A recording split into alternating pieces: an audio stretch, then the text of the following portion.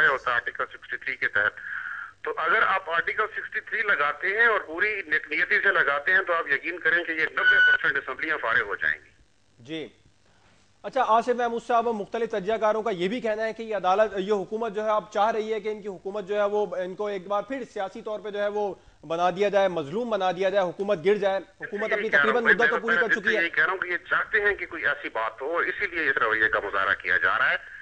और इस लिहाज से ये ऑप्शन के बारे में आप जो भी कहें, लेकिन इस हवाले से इसमें खुश बात है कि चले कुछ मजीद टाइम मिल गया इनको, अगर इन्होंने इसमें भी कुछ करना हो अमल दरामद तो करके देख लें। अच्छा आसिफ महमूद साहब, ओवरऑल सिचुएशन पे अब आपको क्या नजर आ रहा है? क्या हुकूमत रहेगी, हुकूमत अपनी मुद्दत पूरी करती नजर आ रही है? अब देखिए ना, अब रहना या न रहना वो गैर अहम हो गया है जी। 4 साल तो हो गए ना। जी जी। उसके बाद अगर वो रहते हैं तो फिर भी ठीक है, और अगर वो किसी ऐसी कार्रवाई की नतीजे में नहीं रहते तो फिर भी वो फायदे में रहेंगे। अब उनके ये रहना न रहना ये एक सानवी हैसियत इख्तियार कर गया। अब मेरा ख्याल है वो भी चाहते हैं कि हम न रहें, हम चले जाएं और किसी ऐसे तरीके से चले जाएं कि हम मजलूम बन जाएं।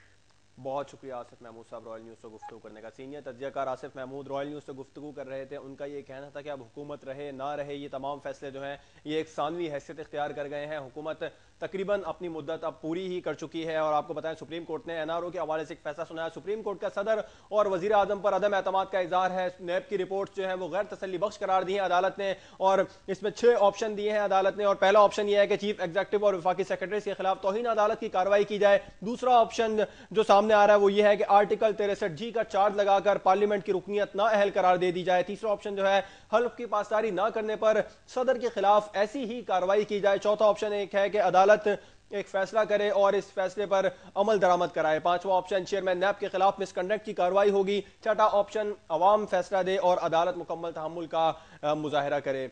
आसिफ महमूद साहब सीनियर तहरीकार हमारे साथ मौजूद है, जिनका ये कहना था कि छठा ऑप्शन जो है वो एक फजूल ऑप्शन है। इसमें अवाम फैसला दे, अवाम अपना फैसला क्या देगी और अदालत इसका मतलब है फिर आज़ाद नहीं है।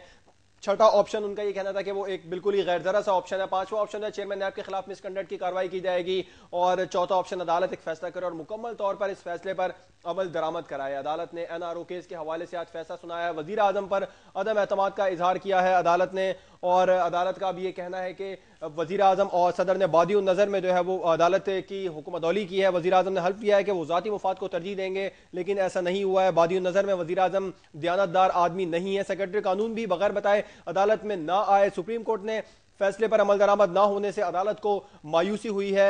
अदालत का यह कहना है कि 62 रुकने पार्लियामेंट नहीं हो सकता तो ईमानदार ना हो।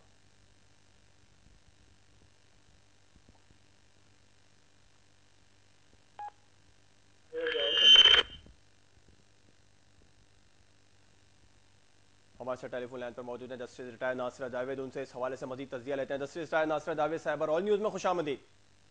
जी मेहरबानी। आप क्या कहेंगी, तमाम तर सूरत हाल पे 6 ऑप्शन दिए गए हैं अदालत की जानिब से, अब किस ऑप्शन पे ज्यादा अमल दरामद होता नजर आ रहा है आपको?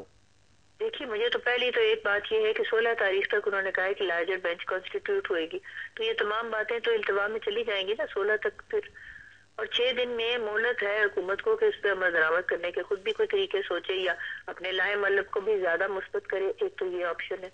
दूसरी जो ऑप्शन है, इनकी डिटेल्स किस तरीके में इन पे एक्सिक्यूशन होनी है, ये तो डिटेल जजमेंट देखी जाएगी तो पता लगेगा।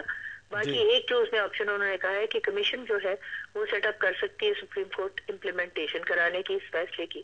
इस कमीशन की क्या नौयत होगी, उनके क्या इख्तियारात होंगे, ये तो इस फैसले की डिटेल में ही पता लगेगा ना। और उस पे अलावा ये जो है कि पब्लिक को डिसाइड करने के लिए हम सब्र तहम्मुल करें, तो इसका तो मतलब है कि इलेक्शन तक ये बात जो है इसको इसी तरह रखेंगे। इलेक्शन तो अब होना है ना मार्च 2013 में, और अगर ये कह भी रही है हुकूमत कि हम करा लेंगे इलेक्शन सितंबर अक्टूबर में, तो इलेक्ट्रल रोल्स तैयार होंगे तो फिर ही होंगे ना इलेक्शन। तो ये फिर बात तब तक ताबे रहेगी ना अवाम के फैसले की। एक ऑप्शन ये भी है। तो डिटेल फैसले आने तक कोई सही तज्जिया इस बात का हो नहीं सकता कि किस अंदाज में अमल दरामद होना है या अमल दरामद किस चीज का होना है, जबकि लार्जर बेंच भी कॉन्स्टिट्यूट होनी है 16 तारीख को। जी अच्छा, दूसरा ऑप्शन जो सामने आ रहा है कि आईएन के आर्टिकल 63G का चार्ज लगाकर पार्लियामेंट की रुकनीत नाअहल करार दे दी जाए, ऐसा आपको होता नजर आ रहा है? पार्लियामेंट की रुकनीत नाअहल करार दे दी जाएगी? देखिए, थ्रेड तो यही है ना कि पाकिस्तान की सालमियत के खिलाफ कोई दे फैसला, ये 63G का आप बात कर रहे हैं ना? जी जी 63G का जो उन्होंने हवाला दिया है, जी जी वो तो यही है कि उसको किसी मजाज अदालत ने किसी शख्स को भी मुजरिम करार दे दिया हो कि पाकिस्तान के खिलाफ वो अपना कोई कर रहे हैं हरकत ऐसी कि पाकिस्तान की सालमियत जो है उस पे असरअंदाज होता है या फौज को बदनामी का सूरत होती है, तो उनको 5 साल के लिए उनकी जो है उनको नाअहल करार दिया जा सकता है। अब ये अगर वो इम्प्लीमेंटेशन कमीशन ने ये फैसला करना है और उनको नाअहल करार देना है तो फिर तो इस पे अमल दरामद इस हद तक हो सकता है। लेकिन अगर ये भी इसमें मजाज जो है इदारा पार्लियामान है तो पार्लियामान किसको नाअहल करार देगी? वो खुद ही तो है ये सारा कुछ करने वाले। तो ये भी बात जरा देखने वाली है कि ये किस अंदाज में इस पे अमल दरामद होना है। मैंने जैसे कहा सबसे पहली बात तो ये कि क्योंकि 16 तारीख तक तमाम जो है बातें उस पे अभी तो दोबारा एक लार्जर बेंच ने गौर करना है, तो मैं समझती हूँ ये प्री मैच्योर है कि हम कोई भी इस बात पे करें तबसरा कि ये किस अंदाज में ये सारी बातें होंगी। छठे ऑप्शन को आप किस तरह देख रही हैं नासरा जावेद साहिबा के अवाम फैसला दे और अदालत जो है वो तहम्मुल का मुजाहरा करे? वो तो मैंने आपसे पहले अर्ज कर दी। इसका मतलब है कि इलेक्शन की जो ड्यू डेट है वो तो है ना फरवरी मार्च 2013।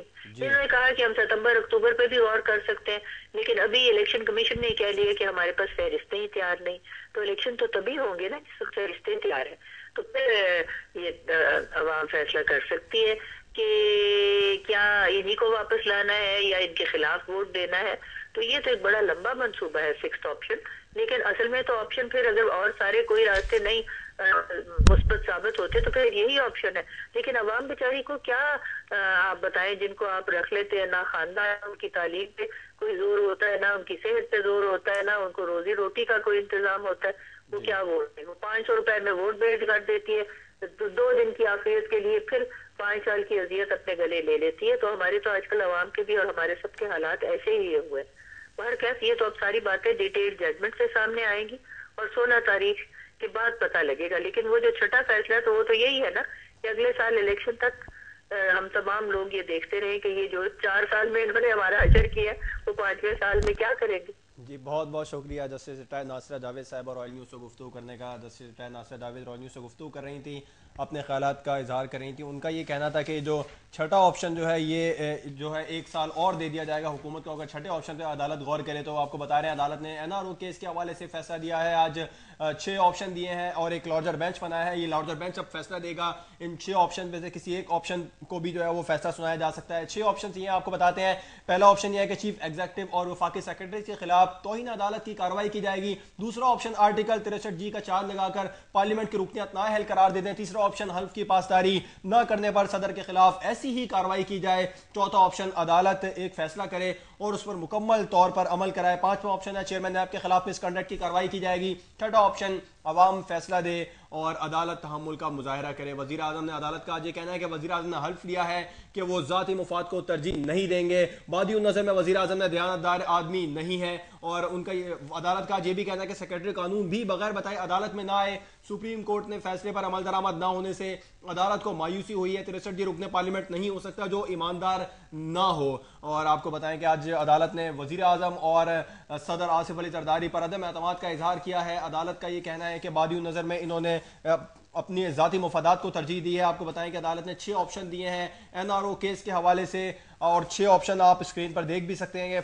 पहला ऑप्शन यह है कि चीफ एग्जीक्यूटिव और वफाकी सेक्रेटरी के खिलाफ तौहीन अदालत की कार्रवाई की जाएगी। सुप्रीम कोर्ट ने NRO केस का फैसला सुना दिया है, जिस पर अमल दरामद के लिए सुप्रीम कोर्ट का ये भी बयान जो है वो मौक़िफ़ जो है सामने आया है। उनका ये कहना था कि सुप्रीम कोर्ट के जो तमाम फैसले हैं उसको हवा में उड़ा दिया गया है। लेकिन अब ये जो है 2 साल गुजर जाने के बावजूद भी सुप्रीम कोर्ट के फैसले पर कोई अमल दरामद नहीं हुआ है। लेकिन अब भी ये सुप्रीम कोर्ट ये उम्मीद कर रही है कि ऐसे नाखुशगवार वाक़े जो है वो सामने आ सकते हैं। इस फैसले पर अमल दरामद के हवाले से उनका ये कहना था कि चेयरमैन नैब ने जो है वो मिसकंडक्ट किया है, उन्होंने अपने ओहदे से जो है उसका गलत इस्तेमाल किया है। 2 साल गुजर जाने के बावजूद भी इन तमाम अफराद के खिलाफ कोई कार्रवाई अमल में नहीं लाई गई है। मजीद उनका वज़ीर आज़म और सदर के हवाले से ये कहना था कि इन पर अदम एतमाद का उन्होंने इजहार किया है। उनका ये कहना था कि सदर और वज़ीर आज़म के खिलाफ भी कार्रवाई अमल में लाई जा सकती है और वज़ीर आज़म जो है वो दयानतदार आदमी नहीं है। इस हवाले से उनका यह भी कहना था कि सेक्रेटरी कानून भी बगैर बताए अदालत में ना आए। सुप्रीम कोर्ट के फैसले पर अमल दरामद के हवाले से उनका यह कहना था कि अब ये उम्मीद की जा रही है और 16 जनवरी तक लार्जर बेंच इसकी समाअत करेगा और इस फैसले पर अमल दरामद के लिए जो है वो एक ठोस लाए अमल तरतीब दिया जाएगा ताकि जो अवाम जो और जो लोग जो मुर्तकिब हुए हैं उन्होंने इसके खिलाफ वर्जी की है कवानीन की, उनके खिलाफ कार्रवाई अमल में लाई जाए और उन्हें कैफरे किरदार तक पहुंचाया जाए।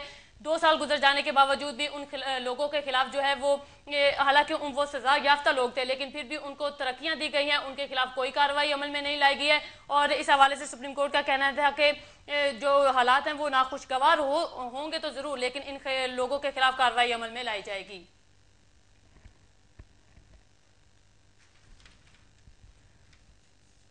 सुप्रीम कोर्ट ने आज एनआरओ केस के हवाले से 6 ऑप्शंस जो है उनको वाज़ेह किया है।